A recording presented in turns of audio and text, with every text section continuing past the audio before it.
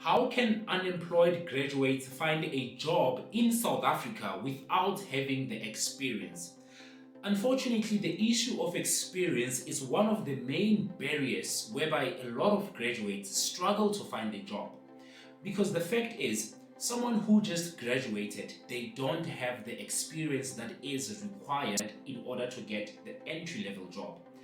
Now, this is episode number 1 of a lot of videos where we'll be covering topics for unemployed graduates, especially with the high unemployment rate in South Africa. My name is Mpolisi and welcome to 360 Careers. I've been working in corporate for over 10 years now, and about 3 to 4 years of those I've been working as a hiring manager.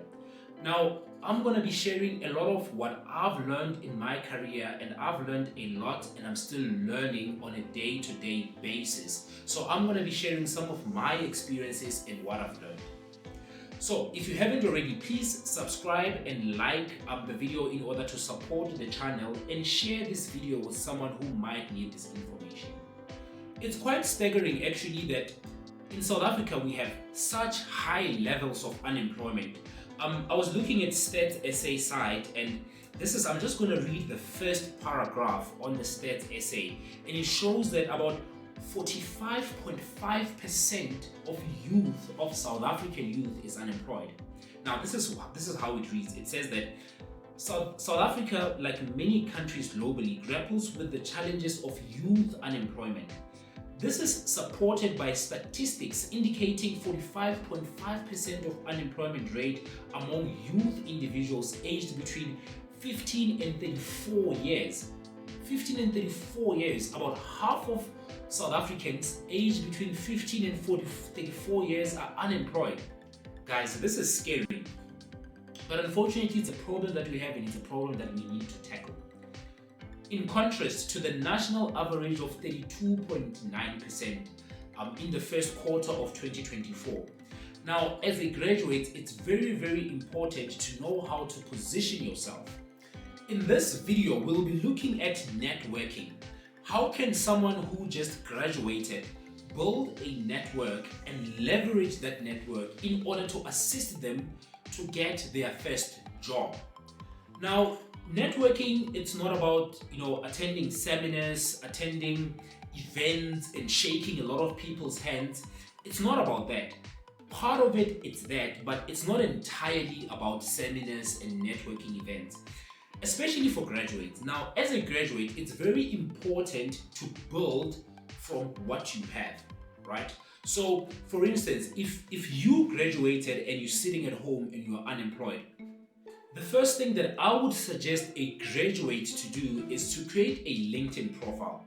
Yes, granted, in the beginning, your LinkedIn profile will be empty, but you can at least add your degree and add even your matric, right? You can add a matric and add some of the the modules that you've done, and you can add your degree and add the modules that you've done.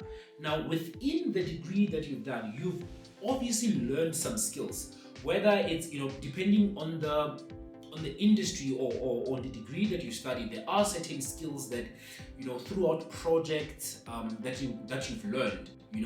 For instance, I come from a tech background, so at least you would have learned some coding if you're a tech person, or you would have learned some project management skills, or even time management skills. Look at what you've done, look at the skills that you can extract out of projects, out of the modules that you've done, and actually list the skills that you can say at least you have entry level skills. Another thing that you can add is your professional summary. In your professional summary, you can add, you've studied this degree, took 3 years, this is what you've done, these are the skills that you've learned, just summarizing basically your degree, and then highlight your aspirations in terms of the type of job that you would want. So it's more like a paragraph at the top of your LinkedIn profile that you can add. Step number 2 would be that as someone who just graduated, you need to build a network. Now, LinkedIn is the first step of doing that. Look at the people that you've studied with, because some of those people, most of those people have gotten jobs and they are working in companies that you would maybe like to work for. The first thing that you need to do as a graduate is that you need to look at the people that you've studied with. Find their names and find them on LinkedIn and add them as your network. Because LinkedIn is a non-invasive platform whereby it's not like WhatsApp, whereby you're requesting for someone's number or an email address, which is a bit personal. Now, LinkedIn is more of a professional network, as you know. So adding these people or inviting these people or requesting to connect with them on LinkedIn, it's non-invasive. So a lot of people will just recognize your name and they will accept. And what you can do is that you can start leveraging these people and actually just reaching out to them and saying that, hey, I've just graduated, I'm looking for opportunities, I'm looking for such and such roles. Please let me know that in your company, if there's an opening, or, people are more than willing to help. For an example, I was fortunate enough that when I graduated, I actually did my BSc degree and then I went on immediately to do my honors degree. So what that meant was that when I was doing my honors degree, a lot of friends and people that I studied with, they had already started working, right? So towards the end of my honors degree, then I was starting to think about, I need to find a job. This is around September, October. I need to find a job for next year. So I started reaching out to some of my friends and saying, hey, I'm looking for such and such, because they had started working. Right?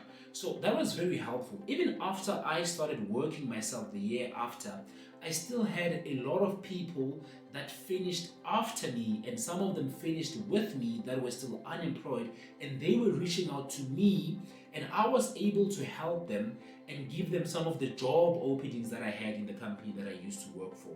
Right? So that network is very, very important. Now, as someone who's currently studying, let's say you're doing your final year or you're doing your honors year, add your classmates, because now your classmates are going to be your professional network, because in a year or two, those guys will be working. The third thing that you need to do is that you need to add industry recruiters. Look for industry recruiters. Let's say you are in tech or you are in finance. Go on LinkedIn and search for jobs that are in your industry, entry-level jobs, junior financial planner, junior accountant, junior software developer, junior whatever, and look at the posts and look at the recruiters that are posting those type of jobs and add them into your LinkedIn network, right? And what you can then do after is that you can then start getting a feed of all the jobs that they are posting out for entry-level jobs that you can start applying to, right? That LinkedIn profile, when you start your career, it's very, very important. The friends that you make and the acquaintances that you make university, those becomes the base of your network. So it's very, very important to build that network. Now, in closing, building your network doesn't just end there. So obviously, like, you will be attending interviews, you will be meeting industry leaders, you will be meeting people that are doing similar jobs, and keep on building your network, keep on adding those people to your network. Someone amongst the people that you meet, the network that you build, is going to be able to assist you. Now, in the next episode, episode number 2 of this graduate series, is that we're going to be talking about internships, volunteering, and freelancing. So please, if you haven't already, subscribe, click the like button, and share this link with someone who might need this information. Be on the lookout for the next one. And guys, thank you so much for watching. Until next time, take care.